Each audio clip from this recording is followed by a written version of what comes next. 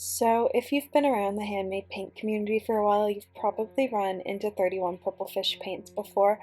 I have a fairly large collection that I've collected over the past year from her various shop updates and also part of her monthly subscription program. This package is about 6 shop updates worth. If you're international and you talk to her, she does hold packages, and so this is what this package is. Normally though it's only 2 or 3 updates, but I managed to squeeze a custom order in, and while I was waiting for the custom order to dry, she had a couple other shop updates where I added stuff in.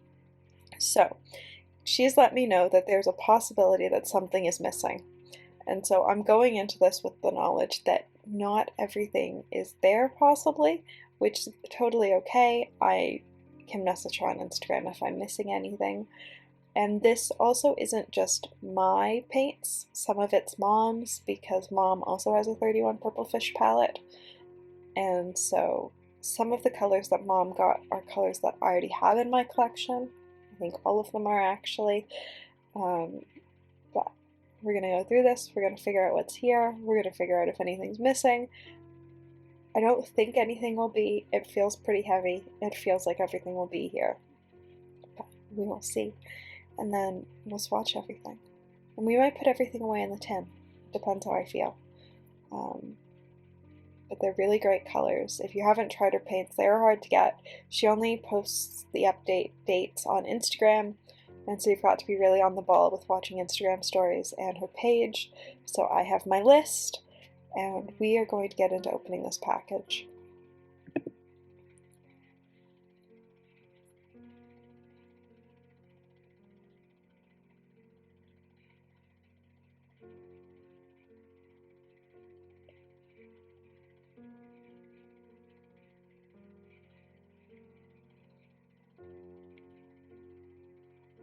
Everything is in one envelope, which is really nice. I didn't need to worry about forgetting anything in the mailer. And she recently did away with business cards and any of the extras in the package just to reduce her shipping costs. So some of my paints were bagged, and I think all my bagged paints were my latest order, which probably were the ones that were taking a while to dry because of humidity. And then I put them face down on my desk, and you can imagine what happened because it was incredibly humid here as well. Things started to stick. So some of these paints, if you sort of know her update schedule and you're looking at the list of names, you'll go, these are some very old colors. I think she's been holding this order since maybe the end of April. It is now middle of August. She's been holding this order for months. But shipping US to Canada is expensive, and I just kept adding stuff, and I meant to ask for it sooner and she meant to ship it sooner, and here we are. So far though, everything's here and it's great. I'm really excited about the new haze colors. I'm also really excited about the yellows. She doesn't have that many yellows in her shop. I have one yellow from her that I really, really like. Seashell is a color that I already have, and I don't think we ordered. So I'm going to have to go back through invoices and just double check, but I am going to have to make sure that it wasn't a color we ordered, because I don't think it was.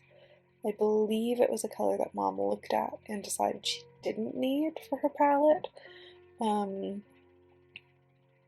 Looks like she's probably going to get it anyways, but I will reach out to Kelsey and let her know that I got an extra one of Seashell. I also got a number of grays, which were part of an update, I believe back in June, or maybe early July. I do love her grays, and they're another color that she doesn't do a bunch of. I am a big fan of granulating grays, which you'll know if you've been around this page for a bit.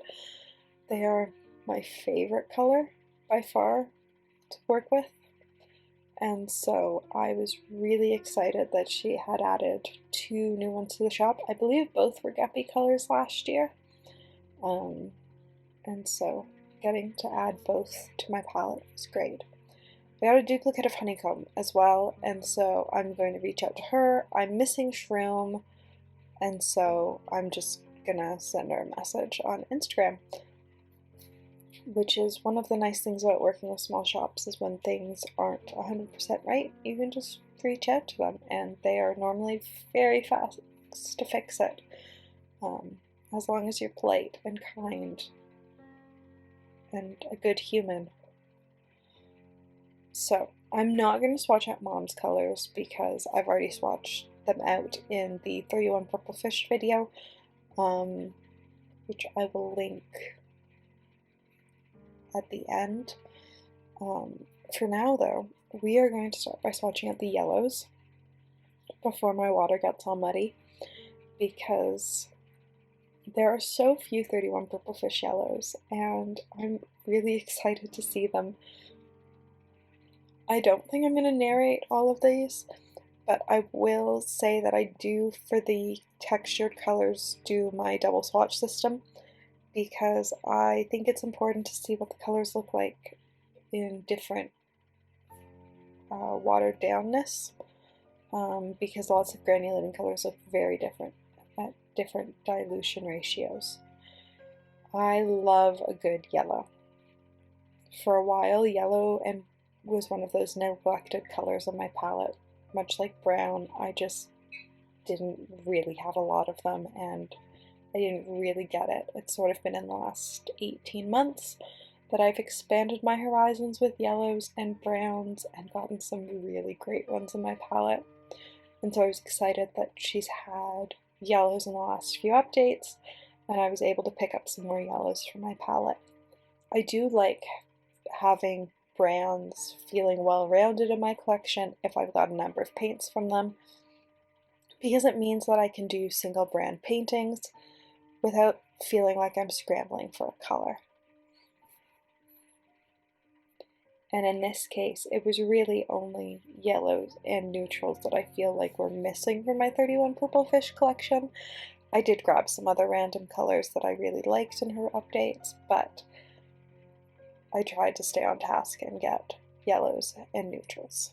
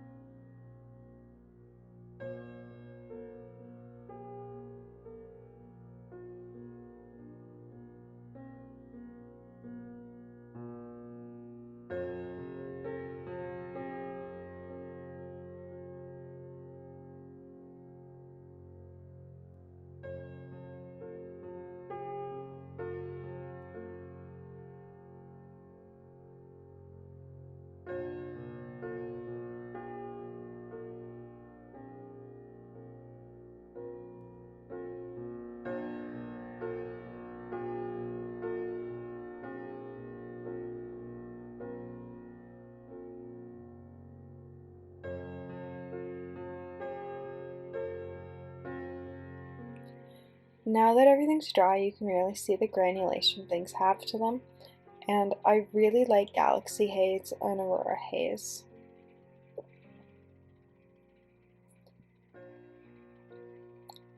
The blue separation in Aurora Haze is absolutely spectacular, and I love sort of the blue speckling you get on the top edge of the diluted version. Even in the dark version, there's still blue that pokes through, which is really lovely. I almost think I washed out Lunar Rock too much because you do have that line of dark brown to it, and I think it would really shine on a more textured paper. Winter's Grey is a very lovely blue grey that I think leans more blue than I thought it would, but is still stunning. Slate is a nice neutral grey, and the yellows, well, they're yellow, and that was exactly what I wanted. I absolutely love the tops of these tins because they've become the storage place for stickers from brands I love, including Beam Paints, Quips Makes Paints, Joan of Art, Goulet Pens, and many others. I also love how I've organized these palettes. It's not quite traditional, starting with yellows and going into greens, then blues, then purples, and continuing from there, but for me, I find that it works really well, and I prefer having my yellows next to my greens. I also love having the little magnetic swatches in the tin above. I saw other people doing it on Instagram and received a set from somebody else I purchased that included the magnetic swatches, and so used it as a template for creating these swatches. I will say that I can't actually create the swatch cards myself, as I struggle to cut through the magnetic paper, and so it is a task that somebody else has to do for me. Once you lay out all the colors, I find it really interesting to see all the colors that exist. In my head, I know how large this palette is. It's massive. It contains far more colors than a single person needs, and this is just a single brand. But when they're in these little tins, it's sometimes easy to forget just how many colors there are. I do love her paints. Most of them granulate, and most of this palette is just granulating colors. Originally, my 31 Purple Fish palette was only granulating colors, but recently I've started to expand to include non-granulating colors in it as well. There are many brands I have that are only non-granulating colors, but as an artist, I prefer to work with granulating colors, and so it was important to me to add granulating colors to my palette. I think a sign of a well-loved palette is when the bottom of the palette is stained with the colors. It proves that it's a palette that gets used all the time. For me, this is one of those palettes. It's the palette I reach for when I want something easy, when I want to just paint and not have to really think. What I love about granulating colors is just being able to reach for them and not have to stress. The hard work is done for you with granulating colors. They move, they have fun effects, they just are.